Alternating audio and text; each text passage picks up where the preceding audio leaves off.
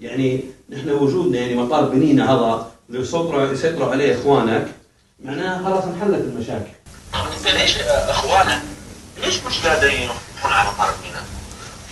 مو الذخيره، انت عارف الدعم. ما عندهمش ذخيره، فقط ذخيره معلوم. والله الا الدعم. يعني لو في دعم يروحون يجيبون مطار بنينا؟ والله يجيبون مش مطار بنين، يجيبوا الشرق كله على مصر. شنو حاجتهم شنو؟ الذخائر قذايف 106 105 كلاشن. وين يجيبوها؟ نجيبوها نحن، ما عليك فيها. انت ما بتعرفني انت؟ يعني يجيبوها بس مسألة فلوس يعني بس. مسألة فلوس. انت عارف التفاصيل كلها يعني. انت تعرفني من نجيب يعني. طيب ان شاء الله خير. المهم انت عاد تكلم مع عبد الحكيم زي ما بدك ويلا يعني.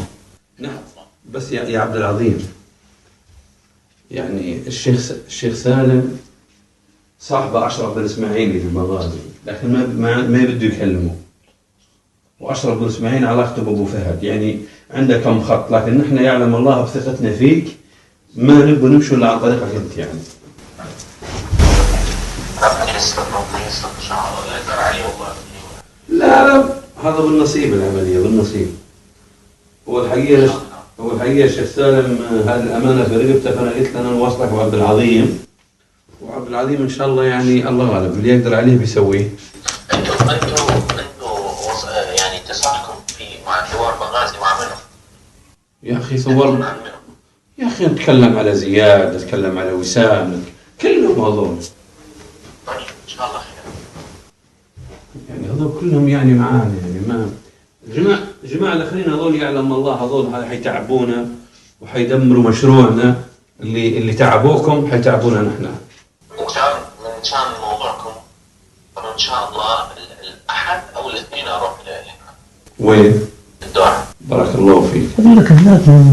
الاحد الى الاثنين ان شاء الله. بارك الله فيك.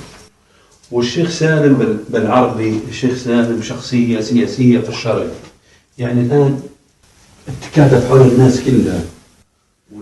وانت إذا حصلت شيء جوزني شرقاوية. قصدك أنا حصلت لك شيء جوزني شرقاوية 4. قول له 96 تبين عطولك زي الأمر. قول له ما تعرف. أسمع، كانك زودت دينا واحدة تعمل شربة عدس. أنت مش قادر تقولها حتى. اسمع تهتم لي باليورو للشيخ سالم وما عليك الجوز الجعري. خلاص والله بالله اهتم بهذا الشغل، اهتم به جدا جدا جدا.